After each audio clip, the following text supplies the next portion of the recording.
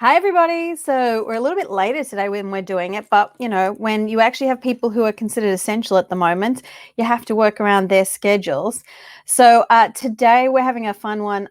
I'm going to say that every single time. But then again, my interests are in my business and my interests are in the people that are around it. And so I find it fascinating. So let me introduce you to Brent. Hey, Brent. Hello, how are you doing? Good, thanks. So this is Brent Shoemaker from Shoemaker Inspections. He doesn't want his name. He's just going to call him Shoemaker Inspections at the bottom there. And so Brent's job is as a home inspector. He obviously is a little bit different than us because they're considered essential. But I just want to ask some questions. Brent, how long were you non-essential before you could work? I think it was like a week. So Yeah. when everything first came down, I was off for about a week before they changed some things up. Okay. And were you surprised by that or? Yeah, I guess I didn't know I was expecting to have happen. Yeah. I figured that we would be off for the same time that the real estate agents would. So I was a little surprised that they all of a sudden made us essential. I mean, the way I look at it, because I had a couple of contracts at the beginning of this that were in place, we had to find some way to get those contracts done. Otherwise, everything's slowed down right now, but it would have drawn everything to a halt without some of those protections for consumers. So how long have you been back? We've been how long has the stay been? The stay at home's been for what, 4 weeks now? I don't know. I can't tell one day from the other. I want to say I kind of lost track, but I believe it's this week is like the fourth week, maybe. I want to say we're at 40. Somebody said 42 days, but I don't know what they're counting. Yeah, so I think I was off for a week, and then I came back for 2 weeks, three weeks. This is the fourth week, I think. Okay. And so when you found out you could go back, was it simple? Was it easy? What did you have to do? So luckily for us as inspectors, I'm certified through INTERNACHI, which is International Certified Home Inspectors. Yeah. And they actually put out in that first week, I think almost even before we all had to stay at home, they had a course out to basically help us get informed as inspectors, and then what we need to do to protect ourselves, protect the sellers. And for the first 2 weeks, it was just us and the sellers we were worried about because the buyers weren't allowed to come with us. Yeah. So what were those things that they said you had to put in place? So basically, like what I basically do now, from that standpoint is, the personal protection equipment. So it's, every inspection I'm wearing a mask. I end up having gloves on, and then I end up putting booties on too, which is always what I've always done, is put the booties on.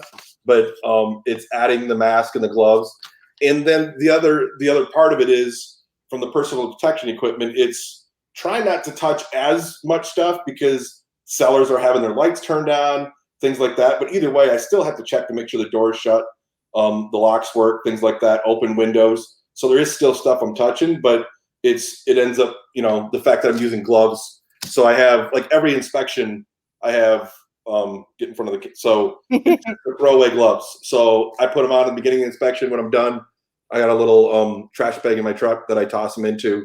And then at the end of the night, I'm dumping all of the gloves. So every time I show up to a new inspection, it's a fresh pair of gloves. Now, and then, of course, it's the wonderful, mask that everybody now, they're asking to wear. Do you have to sterilize them? Do you have like one per inspection, or what are you doing with the mask? With the mask, like my clothes, so basically I come home each night, and then it's a matter of washing both of them. So it's like I literally walk in the garage, take the clothes off, toss them in the laundry machine, and the mask we end up hand washing because otherwise I think it would end up destroying it. But I have a handful of masks so that I'm not wearing the same one. So it's a different mask each inspection, but I have multiple of them. So each night they end up getting washed.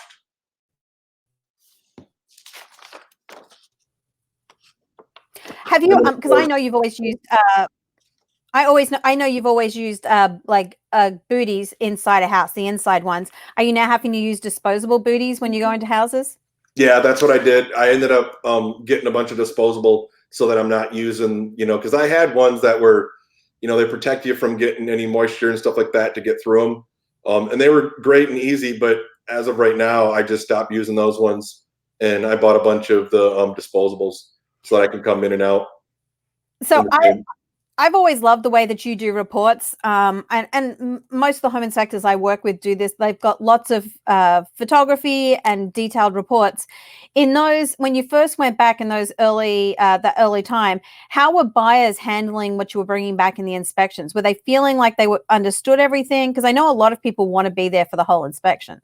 Yeah. So one of the things that was tough when I first went back is all the buyers they still hadn't actually seen the house on a lot of them. So I have a crawler for going in crawl spaces, and with that crawler, I have a 360 camera that I used to just use the 360 camera for the crawler. And but then I realized that week off that I had, and then once I realized I was going back, I was trying to figure out what I could do so the buyers had a better idea of what the house looked like, and then what condition it was in, rather than me just saying giving a thumbs up or a thumbs down, or just a few pictures of report that had just the issues. So I actually now, through Rico Tours with my 360, the Rico 360 camera, I actually do a picture of every room. So it's a 360 view of every room in the entire house. So that includes basically everything that you would normally, the livable space, the basement, storage rooms, exterior, and then also pictures on the roof too. So people can actually basically tour right through the whole house with that. So that helped out. People love that part of it, but it's still, of course, not the same as them physically being there. So the nerd in me wants to know: is it a Rico Theta? Yeah. Yep. Yeah. It's I've got one that's an SC, and then the other one's like an SC2. Gotcha. For anybody who doesn't know, if you are doing virtual tours, that's fantastic. But some of the companies out there that you upload onto the web will not let your virtual tour go up unless you've used their proprietary software, and their proprietary software utilizes the Rico Theta. So if you're a nerd, you understand why I'm asking that question. I'm just interested to know what type of 360 he's using. But I mean, I guess the good news is, and there's a double-edged sword to this. We've been advised that we can't use it as a showing, but now they're allowing buyers into the home if both the inspector agrees and the sellers agree. Have you had any issues with sellers not wanting that to go on? So the only issue I've had in that aspect has been tenants. So like if it's an investor buying like a rental property, then I'll have issues with tenants not wanting me in. Yeah. So from that standpoint, so some of those we've just pushed off from that end of it, but I haven't had an issue where a seller doesn't want anybody in. Okay. They are concerned that they don't necessarily want them there the entire time, like the entire inspection. I actually think that's very valid. And I think it's a challenge for buyers who haven't physically seen the home to understand that. But the reality is, most of the time, they don't spend several hours in the home when they go for a showing. So I understand their temptation, but so are you having any pushback on that as well? Are you saying, look, you can only come, we're going to run through it 20 minutes, 15 minutes? How are you doing that? So basically what I end up doing with it just being me, it's usually about 2.5 hours for the inspection. And then of course it depends on the size of the property and the condition, of course. But what I'll end up doing is I'm asking them to come about an hour and a half after I start. So if I start at 8 o'clock in the morning, they're showing up between 9 and 9:30. And then they have about a half hour to, at the most, 45 minutes to kind of do their thing through the house. By the time they do that, I'm usually either done or I'm at least on the outside of the house at that point.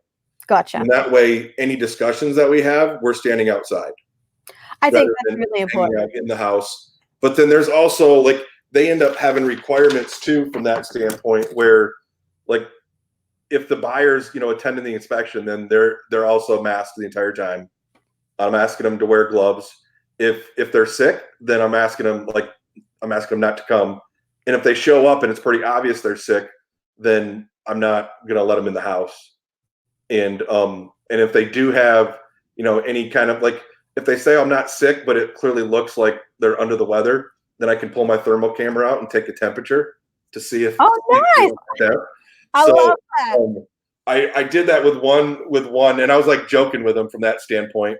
because he was making a big deal about how he wasn't sick, and I'm like, well, I didn't really think anything of it until you started making a big deal out of it. Yeah. I pulled out the thermal camera, and it's like, no, he was good. He was at 98. So, that was kind of funny. But in reality, it's still a good tool, from that end of it. So, and then we had one where a seller made a comment about a sick kid in the house, and then I just decided that I wasn't going to inspect it with a sick kid. So not knowing what that is, so that one ended up, we ended up pushing that one off because clearly the buyers didn't want to be going in once they knew that too, from that end of it. So, but basically from a buyer standpoint, the 30 minutes. But then the other thing that I've been getting a lot of questions on is, we still have a lot of first time home buyers that are buying houses. So the one thing is, sometimes they're married, sometimes it's a single, woman or man, and they always want someone else there with them to look at the house, especially in the inspection. So then, I had to answer about 15 minutes ago email or a text that was asking me that specific question. It's like, I'd like to have, my dad, or if it was his dad or father-in-law, come with, and I'm like, it's whoever the buyer is on the purchase agreement. So, it's, if you're married, you can, obviously your wife can come with, but no kids, anything like that. So it's minimal as possible. And nobody else can come to the inspection because the seller's not giving them permission to do that. And the executive order actually states that it's only the buyer that has the ability to do it. Well, and the other thing in reality is the executive order specifies it's not a showing. So they're not meant to be running rampant through a house anyway. They're just meant to be going with the inspector to look at the things that are wrong with the house. So, and I totally understand it. I'm 100% behind it. But I know a lot of people, especially, we're not talking about people with second and third homes. We're talking about first-time home buyers who this is a huge amount of money for them and an experience. And so, it's really taking away from some of their choices. Yeah. Yep. Yeah, for sure. I like the fact that you're able to protect yourself. I think that we have too many people in the service industry right now who have, by default, had to deal with the fact that not everybody is respectful of what other people are putting themselves out there and what they're having to do. So, how busy are you right now? So last week, that was an unusual week because I had a bunch of inspections for one client because it's an investor. So they were buying a bunch. So that kind of it's hard to say with that one. But this week, I'll end up doing, I think, 8 of them. So it's been averaging between 6 and 8 a week. So normally it'd be 12 to 15 this time of year. I was going to say, for the average person out there, they probably have no idea of how many you do. In the height of the season, how many are you doing per week? When it's cranking, it's pretty much as many as I want to. So it depends on the week. If I'm tired, then I may not do as many. But no, normally it's probably 15. And so that's the other thing too is, right now it's actually busier than I expected it to be. I'm just blown away at how many people are cool with buying a house without ever seeing it. From that standpoint, but with the videos and all the technology that we have now, you can see everything you really need to a lot of times from the video or from, pictures or, that kind of thing. So. Well, and I know a lot of us are utilizing technology. This is something I've done, but I know quite a few friends who've now are starting to embrace it. But something that I know that has made it a lot easier is when you've got sellers who are very invested in it. And residential property is different to second home or investment property.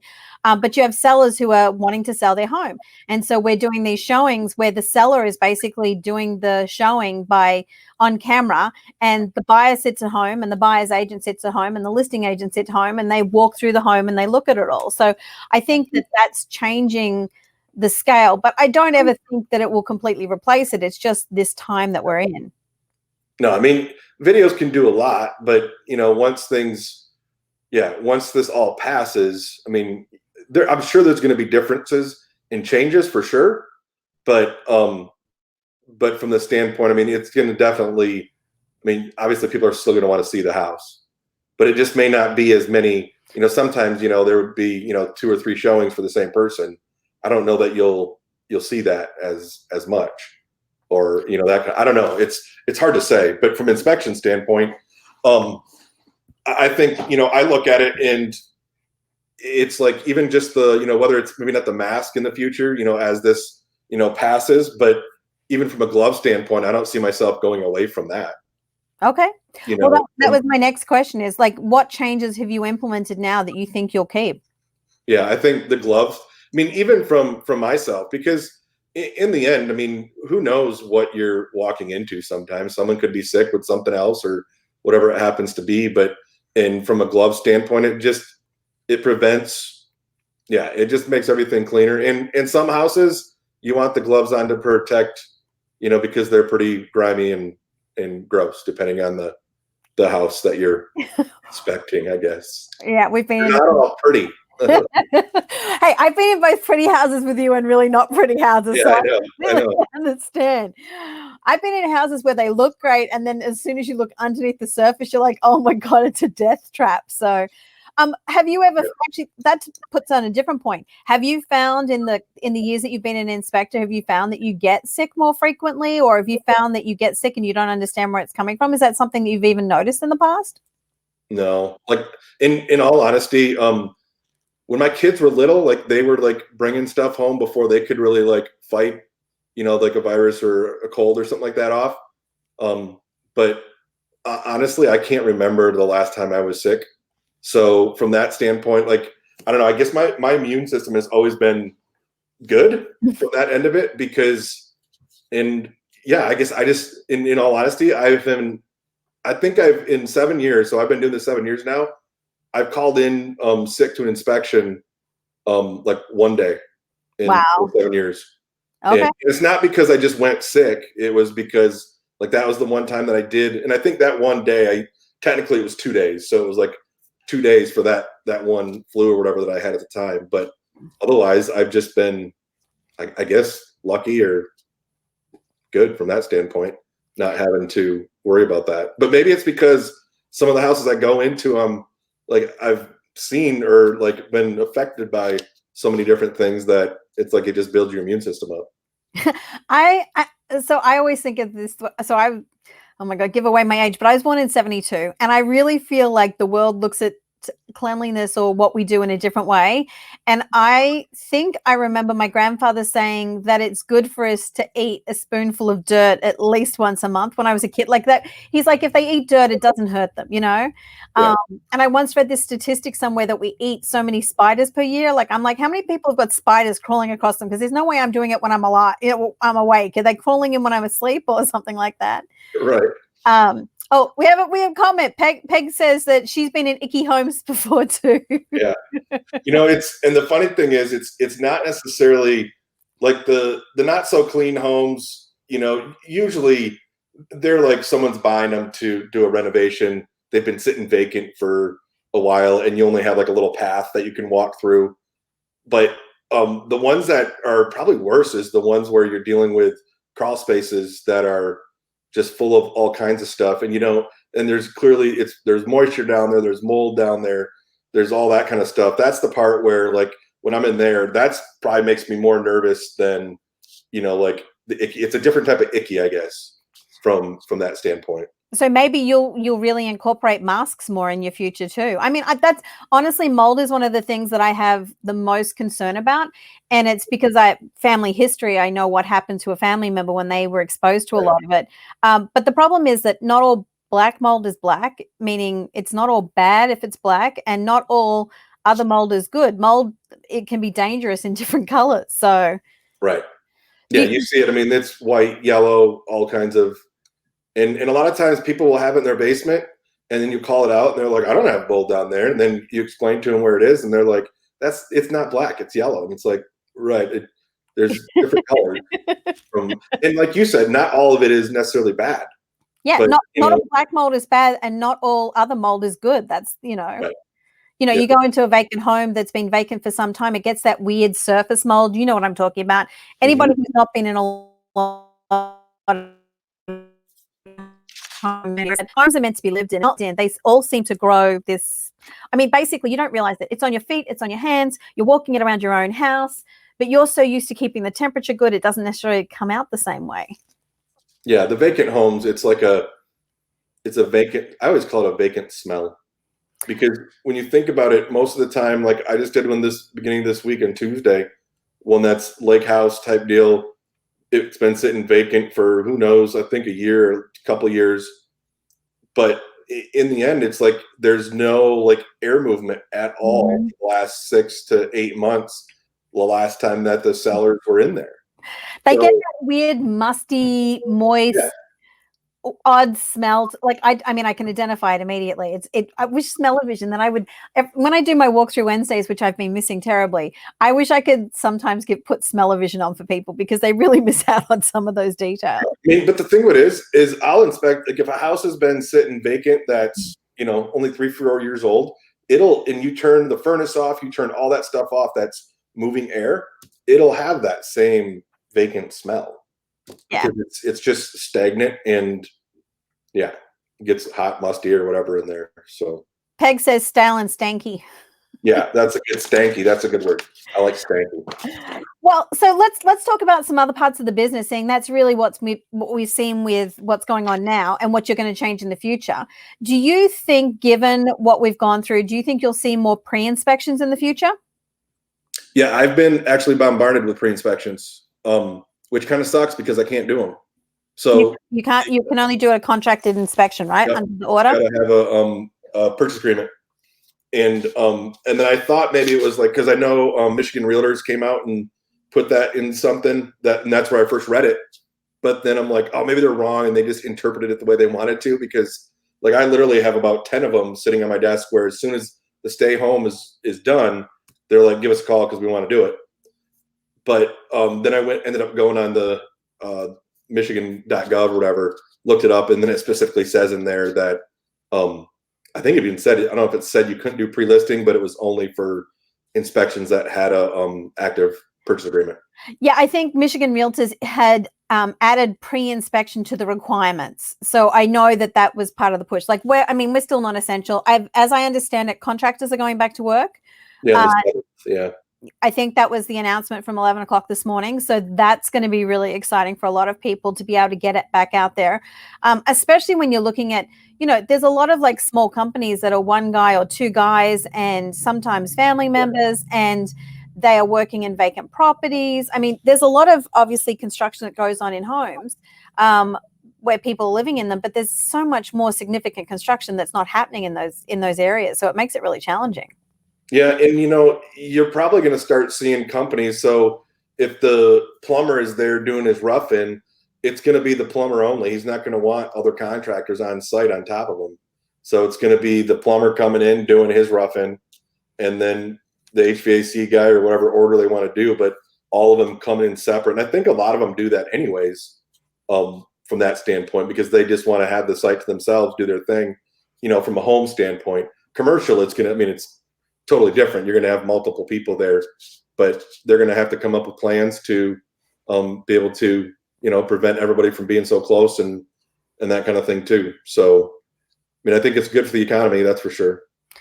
I mean, I think we know here we are in West Michigan that a lot of us have been seriously adversely affected by what's going on.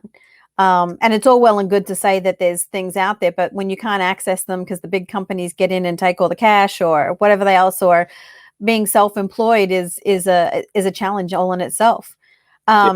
Have you taken a hit because of this? A hit from like the numbers are down. Well, I mean, from a financial standpoint, you were off. You didn't get paid for a couple of weeks because you weren't doing any work. You get paid as you do your work. How much did that impact you? It impacted me a little bit, I guess, but I look at it as I was supposed to go away on spring break, but those plans got canceled. So I worked through spring break. So the week that I was off, I look at as my spring break. Oh, okay. But now the other weeks, like I'm not doing as many inspections as I normally would from that standpoint. So I guess maybe technically you're losing like 4 or 5 inspections a week from that end of it. But I'm not sweating it, because there's a lot of people in much worse situation than I am. The fact that I can work at all, I'm happy about, because clearly every other people that are referring me business, like real estate agents, yourself, Yeah. are having to sit at home. and then work with their clients in, special and unique ways to be able to make things work. And then Yeah. it's, having a client that's willing to purchase a home over the through video and pictures. Yeah.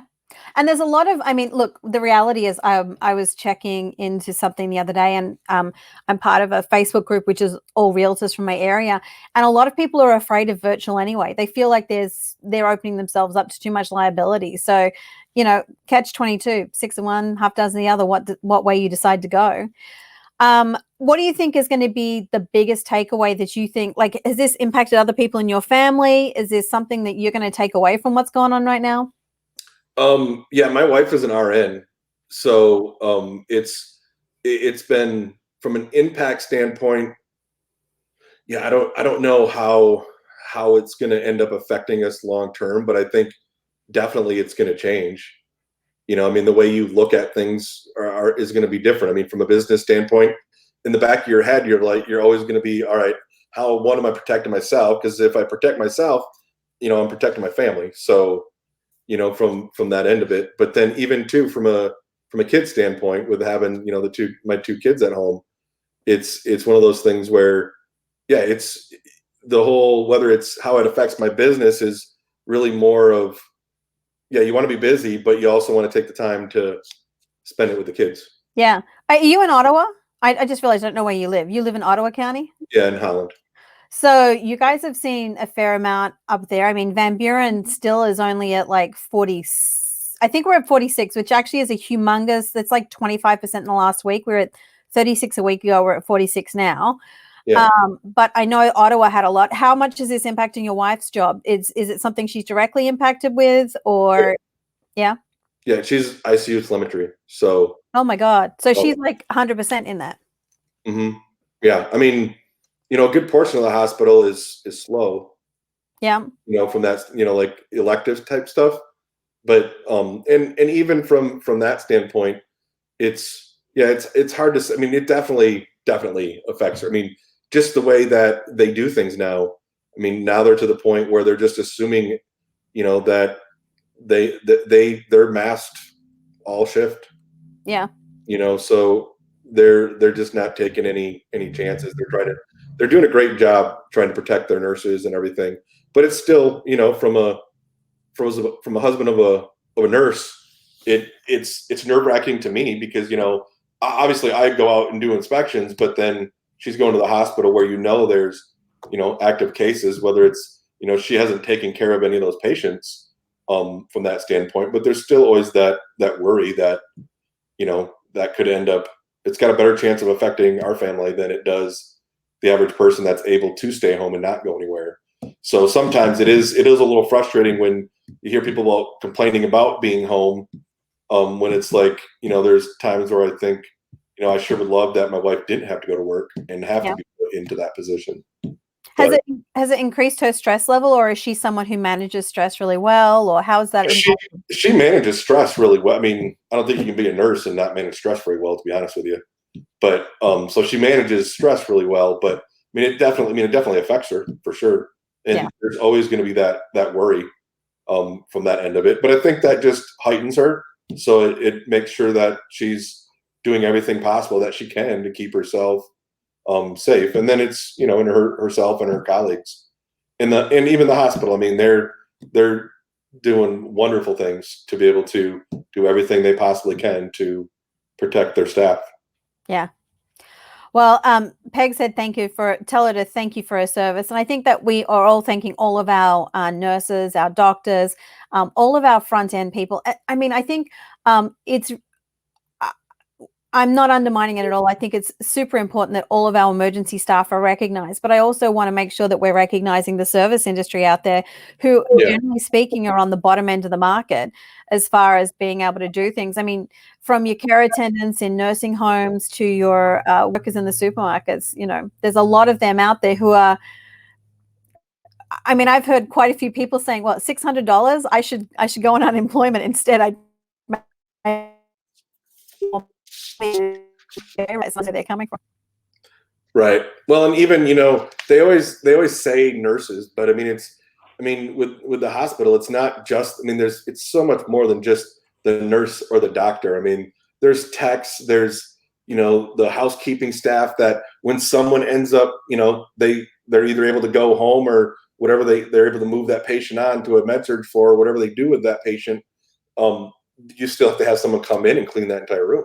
Yeah, exactly. So, and on top of that, you also then have, the maintenance staff that is, working on different things for different rooms to make them safer for the nurses. So there's a lot more people that are affected that work at the hospital, or like you said, nursing homes, grocery stores, gas stations, all of those places that, yeah, I mean, everybody gives the thumbs up to the nurses and things like that, but there's so many more people that deserve the praise also. Yeah, exactly. Well, thanks so much for coming on. I've been really glad to hear what you guys are doing and how that's going on. Did you have to get a certificate?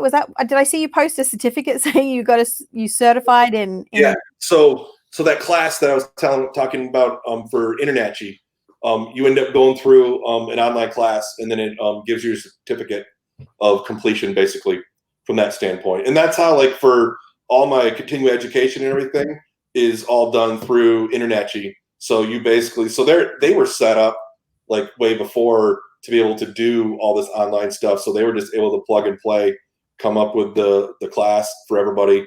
And so yeah, it's a slick system that they have to be able to keep us informed. And then the other thing too is the one thing before we leave, and this is for everybody, and I'm pretty sure everybody knows this, but it's being able to stay up to date on everything, because things change daily from that standpoint. So the best thing that we can do is do everything we can to prevent the spread, and then also stay up to date. As things change, then we end up changing with them. So a lot of people, they talk about don't like change. Well, this is not the greatest time to be in if you don't like change, because it's going to change tonight, let alone tomorrow or whatever it happens to be. Whenever the governor talks, it seems like there's new information that comes out or changes that she is making. Yeah. Look, the reality is life changes, and those of us who don't like to change are just going to be grumpy. And yeah, ideally, you need to find some way to not be grumpy. So, and I don't find you to be terribly grumpy. So I think you must be doing okay. No, I love what I do. So, I mean, like, I always joke people. I had one of my clients when I first started, they were asking me how it was going. I was in the first year of business, and I was like, oh, I love it, having a blast. And they're like, you're retired? And I'm like, I retired? No, like, I started my own business. He goes, no, you do what you love when you're retired. So I've always kind of joked since then that, I retired about 7 years ago, and I'm just inspecting now, basically. I had a college professor who said, find something you love, find someone to pay you for doing it, and you'll never work a day in your life. Yeah. So, yeah. And I wish I'd started this when I was 18. I feel like, my decades of doing other things gave me the experience of doing what I'm doing now, but I wish I'd started when I was 18. I'm all about that. Yeah. I always say the same thing. I'm like, I don't know why I waited so long to start inspecting, but I needed that other experience to make me who I am today, to be good at what I do. It's true. It's so true. Another experience that I maybe wouldn't have been a great inspector. Well, I so much appreciate it. I'm going to take you out. If you just wait a second, and I'll talk to you in a second. All right. All right, guys. So thank you to Brent. If you want to see about the safety stuff, when this goes, it's going to be a few seconds, and you'll be able to replay the beginning of it.